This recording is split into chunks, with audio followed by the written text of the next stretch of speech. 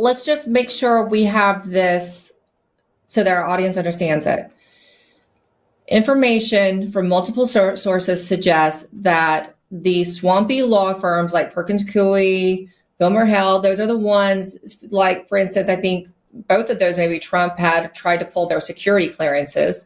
They were involved with a lot of the persecution of Trump officials and the president, starting all the way back to 2016, are now prepping indictments that would be handed over to the Department of Justice if there is a exchange in power. Say a Democrat takes office in 2028, and they would be immediately acted upon by that DOJ.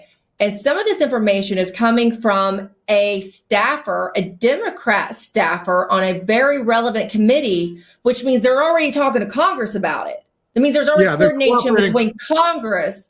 And this is not just people like you or, say, Peter Tickton or anyone else who's working for the president's interests outside the administration. This is for Trump administration officials, and I would then assume the president himself, right? Criminal indictments?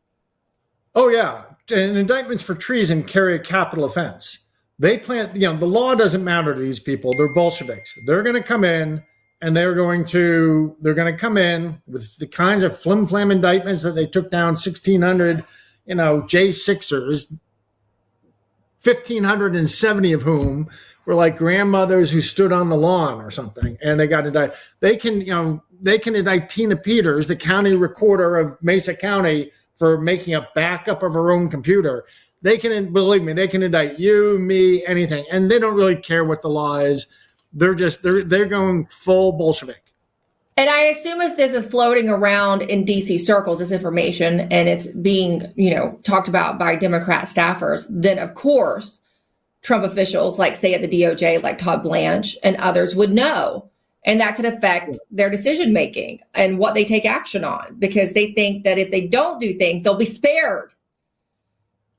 And the Democrats, and you're right to point out, the Democrats in Congress are already cooperating with this. They're already cooperating.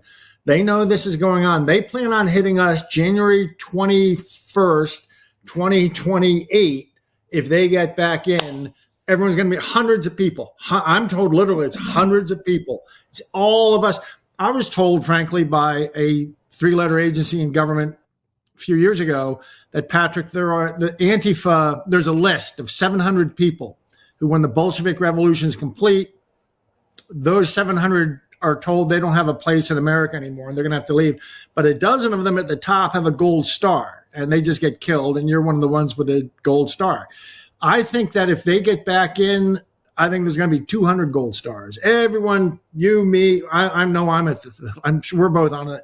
And it doesn't matter what they can trump up. Look, at the end of the day, the president can sign a national security letter and say it's in the interest of the national security that we drop a missile on that guy's head. They can do it, and that they'll have some patina of legal process. But this is a communist revolution, and we're all going to be exterminated. And the Democrats in Congress know this is going on. And literally a Democrat staffer to a Democratic senator is providing some of this information.